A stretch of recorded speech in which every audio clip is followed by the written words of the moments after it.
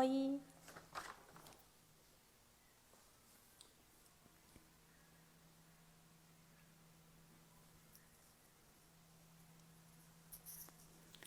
Vou esperar o pessoal entrar aí.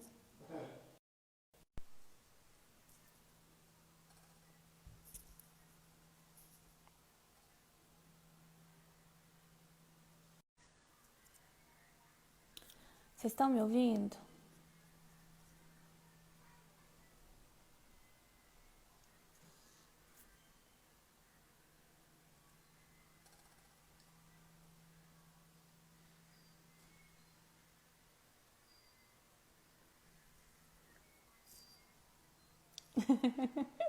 Oi, Alisson.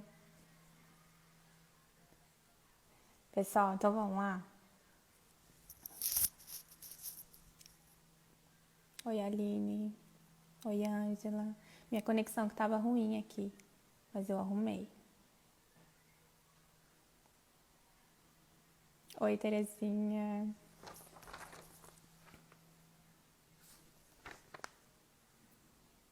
Como é a minha segunda live, hoje eu tô mais, centrada aqui, sabendo mexer mais, porque da última vez eu tive dificuldade. Então eu já entrei, já comecei, porque eu tava sem saber muito o que fazer. Então vamos lá. Obrigada a todo mundo que tá entrando aí. Então vamos lá. Quem me conhece e quem me acompanha sabe o quanto eu gosto de falar sobre o tema de suicídio. Oi, Vera, tudo bem?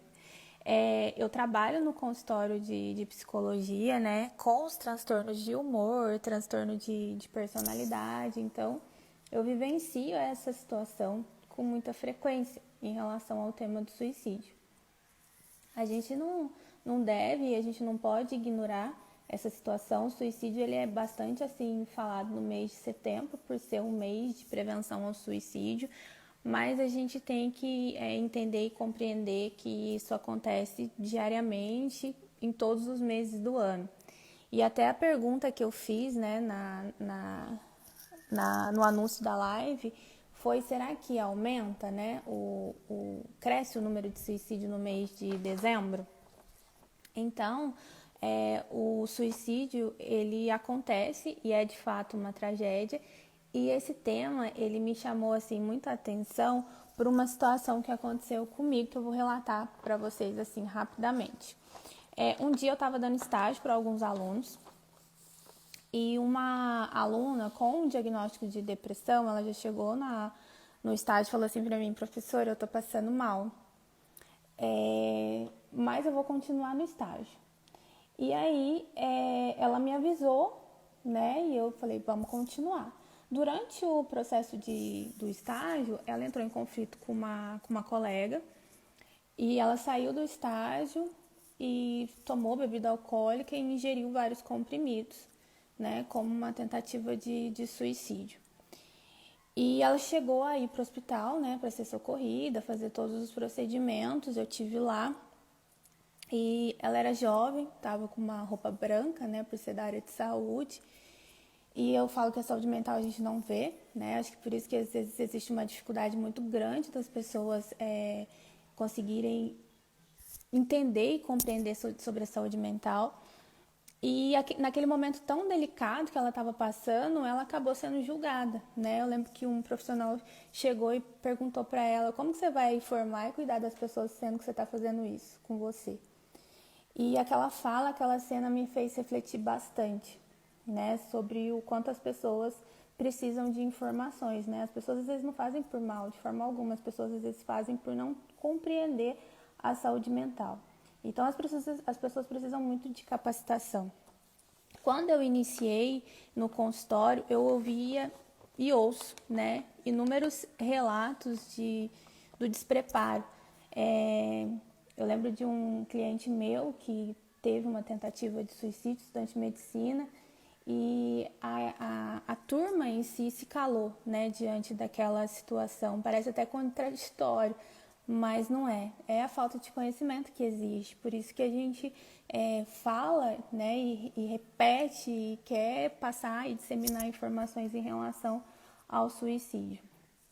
Quando eu formei em psicologia, o meu trabalho de conclusão de curso, ele foi o tema, o acompanhamento psicológico de paciente submetido à amputação. Eu fiz um projeto nesse tema para participar de um processo seletivo para entrar no mestrado. Então, eu queria dar continuidade no meu TCC, eu queria fazer um trabalho mais longo. Então, eu acompanhei esses pacientes no meu trabalho de conclusão de curso de psicologia e eu queria levar esse projeto para o mestrado para fazer uma cartilha para esses pacientes pós-amputação. E aí, o que aconteceu? Eu entrei no mestrado com esse projeto, só que diante da minha clínica, né, no meu consultório de psicologia, da minha experiência clínica, de psicologia clínica, eu ouvia tanto relato da questão do suicídio e eu já vivenciei essa situação, né, com essa aluna e com outras situações de pacientes dentro do pronto-socorro, que eu mudei o meu projeto no meio do mestrado. Eu falei, não, eu preciso fazer alguma coisa que seja interessante para esses pacientes, né, para esse público. O mestrado, ele é um processo muito longo, né? Quem fez sabe. E a minha coleta de dados, ela ocorreu dentro do hospital regional do nosso município, né, de Pouso Alegre, no pronto-socorro, no período de 3 meses. Então, durante 3 meses, dezembro, janeiro e fevereiro, eu entrevistei profissionais da área de saúde que atendiam pacientes suicidas. E eu também atendi pacientes e tive acesso às fichas dos pacientes após a tentativa de suicídio. Foram mais de 108 pacientes em 3 meses. Então, quer dizer o quê? Um por dia, né? Ou então mais de um por dia. É um número muito alarmante, né? Teve situações de um dia ter 3, 4 pacientes que tentaram suicídio. Então, o mês que teve mais tentativa de suicídio foi o mês de dezembro. É um número alarmante, um número muito próximo de nós, que somos, né, do município de Pouso Alegre, que tem 150 mil habitantes. O que eu identifiquei nessa coleta de dados que eu acho que é interessante passar, né, as informações assim para vocês? As mulheres, elas tentam mais suicídio do que os homens, né? Os homens, de fato, às vezes eles conseguem o suicídio, mas as mulheres, elas tentam muito mais. A maioria não consegue relatar para o profissional de saúde o motivo, né? Eu sei que não existe um único motivo, existem vários, né, motivos. Às vezes é uma situação que gera aquela tentativa, a gente chama de fator desencadeante, né, para a população, para o senso comum. A gente fala muito do gatilho, né? Mas o que a maioria dos pacientes relataram era conflito entre a família, né, conflitos familiares, de relacionamento, perda de trabalho e o luto. As idades, elas variavam muito, né? Eu tive acesso a crianças de 10 anos que tentaram, até 82 anos, idosos que tentaram suicídio nesse período de coleta de dados. As idades mais frequentes para tentativa de suicídio ocorrem de 15 a 34 anos e o ocorrido é sempre em ambiente domiciliar. Então, isso é uma informação muito importante. Por isso que a gente sempre orienta, né? Às vezes o próprio paciente, né, potencial suicida, não gosta muito, mas a gente sempre orienta a família.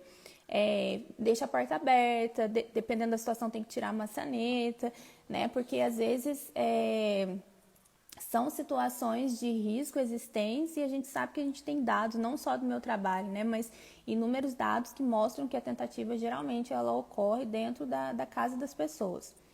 E qual que é a forma que eles utilizam? É a intoxicação exógena, né, que a gente fala que são os comprimidos, né, ingestão de medicação, veneno. Então, a intoxicação exógena ela é muito frequente nas tentativas. Então, assim, o objetivo do meu produto criado no mestrado, né, que foi o protocolo do atendimento ao paciente após tentativa de suicídio, ele foi criado para ter um atendimento e um acolhimento adequado para esse tipo de paciente, inclusive para encaminhar e orientar. Né? Uma das situações que eu coloquei nesse protocolo é que esse paciente ele tem que ter um acompanhante, porque a família tem que fazer parte desse processo, desde a entrada do hospital. Às vezes o paciente ele chega, ele é atendido, recebe a alta e às vezes nem a família sabe que está passando por uma situação assim. Então, uma das orientações que tem nesse protocolo é sobre o CVV. Eu não sei se vocês têm conhecimento sobre o CVV. O CVV, ele é um centro de valorização da vida. O CVV, ele é um serviço que realiza apoio emocional e prevenção do suicídio por 24 horas. Então, vocês têm acesso, quem precisar tem acesso 24 horas, pelo telefone 188, pelo chat ou também pelo e-mail da CVV, né? A CVV tem um site oficial e lá tem todas as informações. A CVV ela fez uma pesquisa que evidenciou que o mês de dezembro, a procura pelo atendimento tem um aumento de mais de 15%.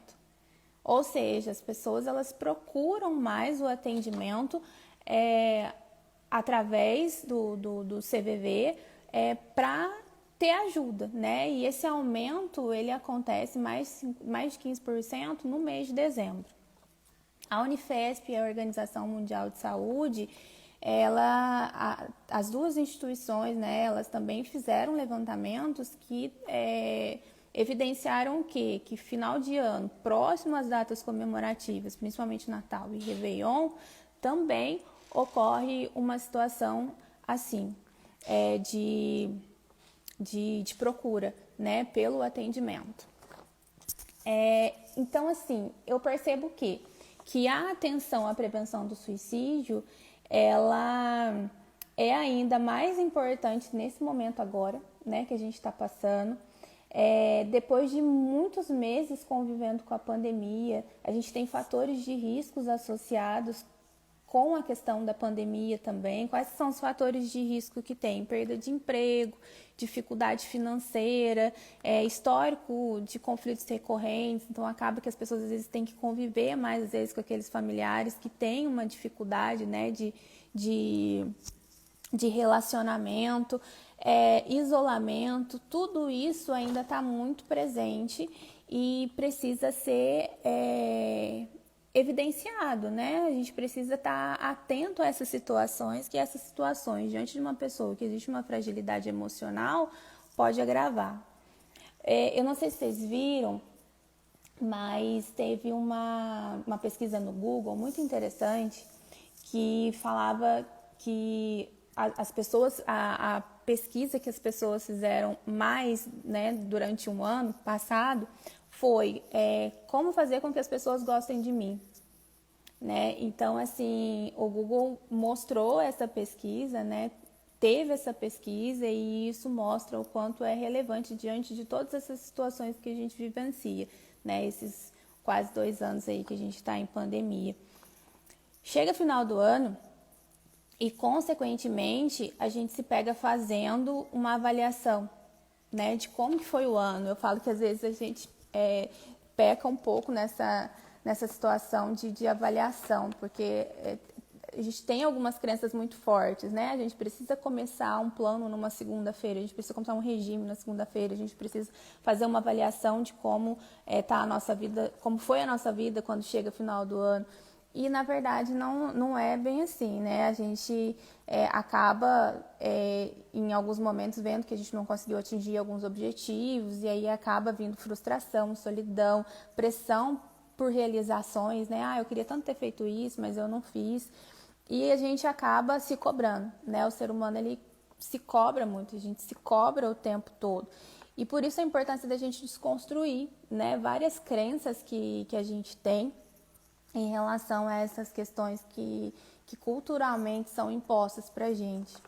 E a pessoa que ela é mais fragilizada acaba dificultando mais ainda a situação, quando ela tem uma fragilidade, né, mais comprometida em relação à saúde mental. O Natal é uma data bastante familiar, quando as coisas não são e não estão das melhores, né, da maneira às vezes que a gente quer. Acaba que existe uma sensação de desconforto muito grande. Então, pode surgir aí ainda mais esses fatores, né, e essas situações que podem agravar. Principalmente quando a gente fala de uma patologia já instalada sem tratamento adequado. Então, por exemplo, eu tenho um quadro de ansiedade, eu tenho um quadro de depressão e acaba que eu não faço um tratamento adequado e aí eu passo por essas situações que eu fico mais fragilizado ou mais fragilizada e aí acaba comprometendo mais. Devido ao aumento das tentativas de suicídio, a Organização Mundial de Saúde, ela forneceu algumas orientações em relação a intensificar os esforços de prevenção ao suicídio. Então, o que a Organização Mundial de Saúde fez? Ela colocou algumas orientações que são importantes para que as pessoas saibam e a gente tem que ampliar, né, e passar essas informações para que todo mundo fique atento. Primeiro, limitar o acesso a mecanismos que podem ser usados na prática do suicídio. Então, por exemplo, arma de fogo,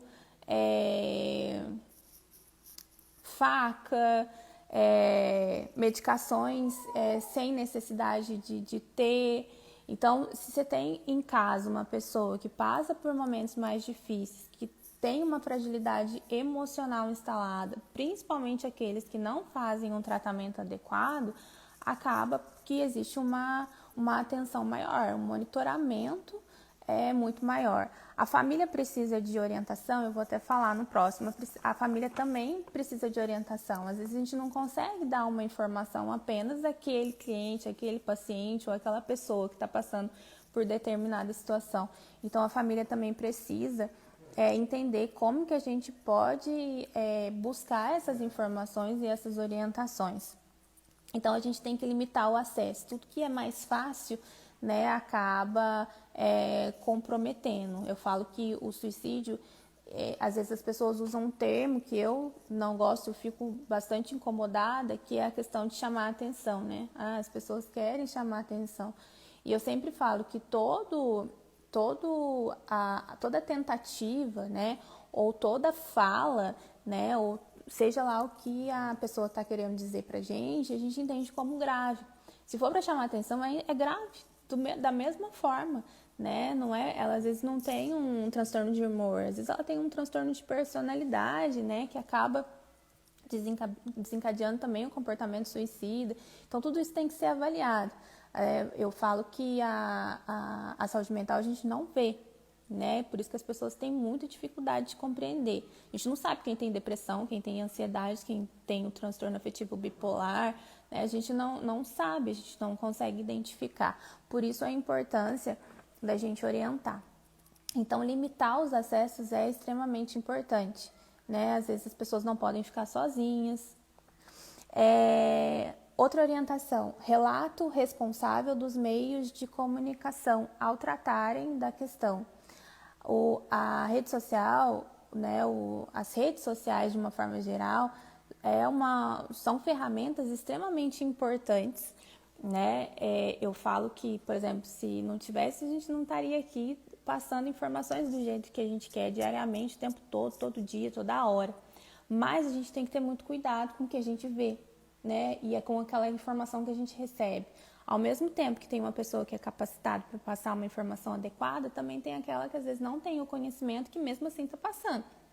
Então a gente tem que ter, né, um filtro de saber o que é adequado, o que não é, buscar informações, perguntar. Às vezes meus clientes falam assim para mim, Mara, eu tô querendo tirar o Instagram do ar porque não tá me fazendo bem. Tira, né? Não é um comportamento de fuga e esquiva, você não tá fugindo da situação.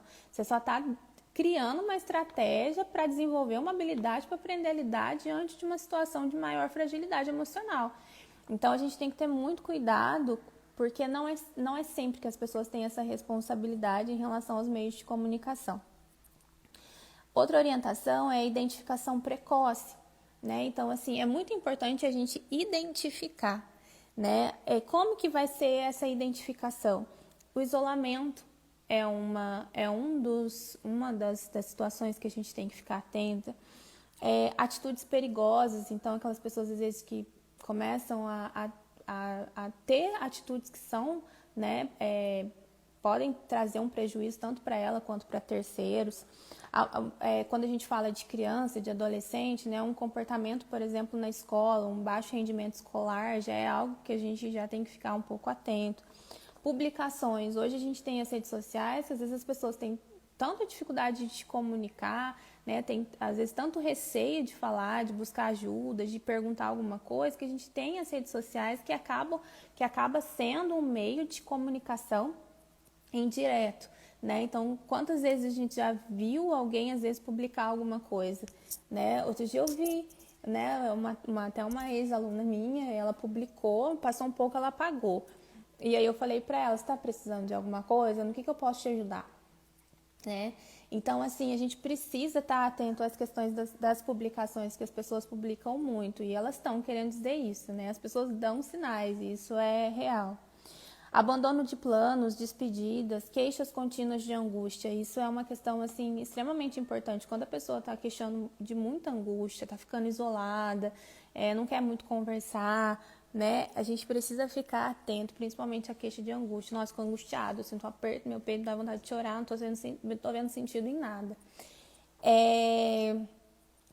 Outra orientação é gestão e acompanhamento desse público. Então, se a gente sabe, se a gente identifica que no mês de dezembro, por ser um mês que é reflexão, datas comemorativas, proximidade à questão familiar, de relacionamento, dificuldade com os planos que deveria ter envolvido e não desenvolveu.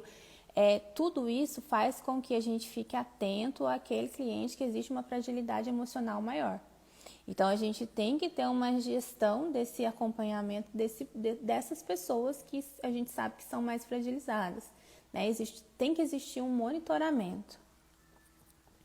Outra orientação, importância da formação e treinamento de profissionais de saúde para acolhimento e tratamento. Essa é uma orientação que a Organização Mundial de Saúde, ela fala muito, mas eu sei que é uma situação que a gente não tem muito controle, né? Não tem como a gente sair capacitando todo mundo, mas a partir do momento que a gente queixa de uma situação, né? Se eu não sou bem atendida, né? Por que não queixar e falar, né? Se eu tenho um conhecimento para falar sobre a questão do atendimento ao suicídio, por que eu não vou vir aqui e não vou falar para vocês sobre essa situação? Então, quando a gente dissemina informação, a gente acaba, de alguma forma, ajudando aqueles profissionais que têm mais dificuldade. E aí, automaticamente, os gestores, né, das instituições vão vendo a necessidade de capacitação desses profissionais, porque eles precisam muito. Na minha coleta de dados, quando eu entrevistei os profissionais de saúde, eu entrevistei médicos da clínica, né, da cirurgia, médicos da cirurgia, porque dependendo da situação que às vezes chega, não dá para ir para a clínica, tem que ser encaminhado para a cirurgia, e toda a equipe de enfermagem. Então, eram auxiliares, os técnicos e os enfermeiros. E eu não sei falar a porcentagem, mas um número muito alto, a maioria de todos esses profissionais, médicos e enfermeiros, eles relatam que existe uma dificuldade de compreender a tentativa de suicídio.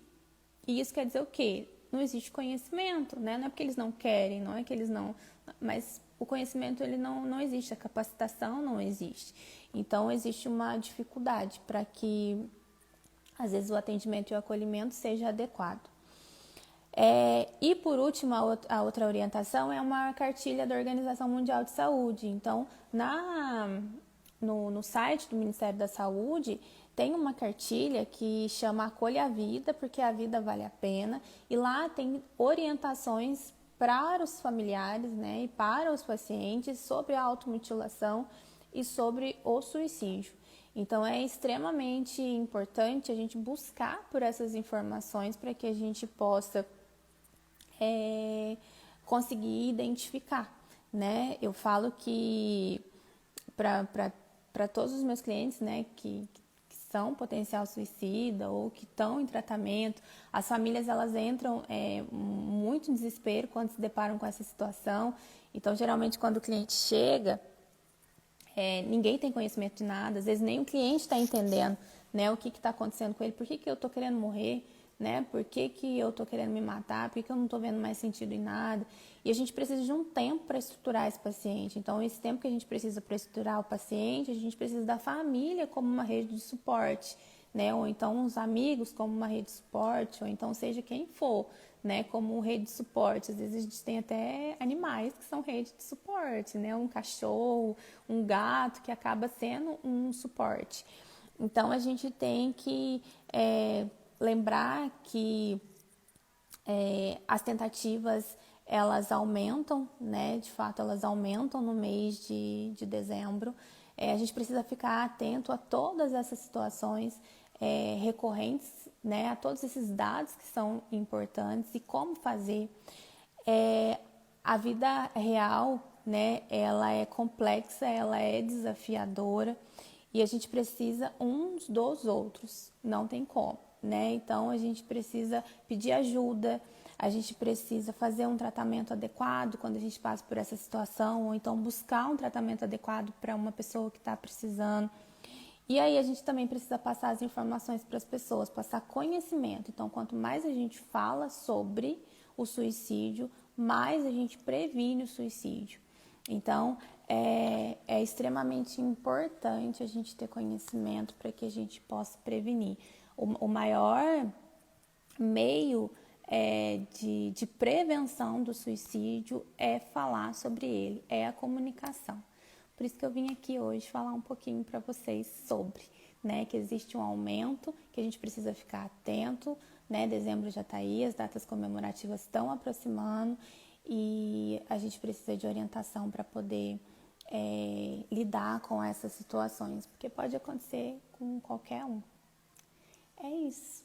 Tentei ser breve. Eu não quis fazer hoje uma live longa. Falei, vou tentar 30, 35 minutos aí no máximo, porque eu acredito que as lives muito longas ficam cansativas. Mas é isso, gente. Obrigada. Foi rápido, né? Mas eu tentei. Tentei ser rápida mesmo. Obrigada todo mundo que esteve aí comigo. Meus clientes que estão aí. Camila. Deixa eu ver se tem alguma coisa aqui. Eu vou abrir uma caixinha no meu Instagram. Se vocês tiverem alguma dúvida, vocês podem me procurar. Se vocês quiserem me perguntar alguma coisa, vocês podem me procurar. Tomara que eu tenha ajudado de alguma forma. Obrigada, viu? Todo mundo que esteve aí. Beijo.